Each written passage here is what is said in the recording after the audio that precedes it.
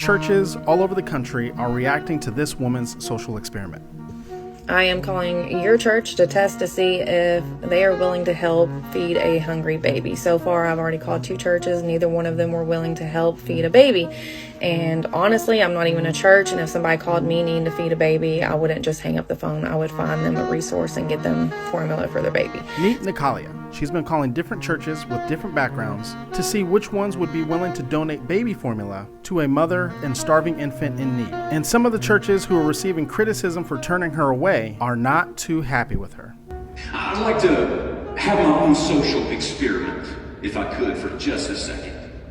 If somebody walked in the back door right now asking for a can of baby formula, how many of you would help? Just show by a raise of hands.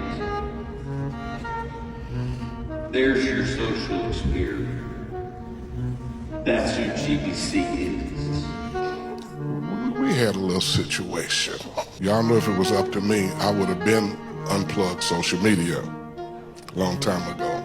It's just a playground for good things, but also evil. And the person who goes around calling churches and putting the voice of a baby crying in the background.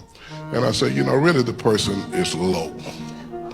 So, like I teach these men over here, if folk want to apologize, I don't apologize to the devil. So if you could pretend to have a crying baby to try to call churches and to trick people into things. Now, let me tell you something about Living Faith. We fed thousands of people. Thousands, not hundreds, thousands. Just the spirit of a witch.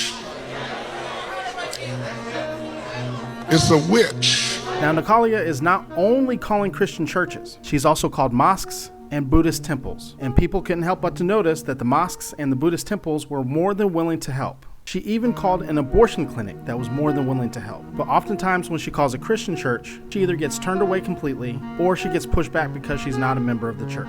Now, some people have come to the defense of the church, saying that oftentimes they receive scams and that they have to have some sort of vetting process because there's so many bad actors out there.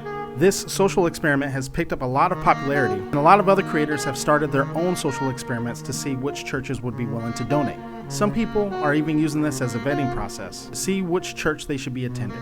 But what do you think? Do you find these social experiments helpful, or do you think they're causing more harm than good?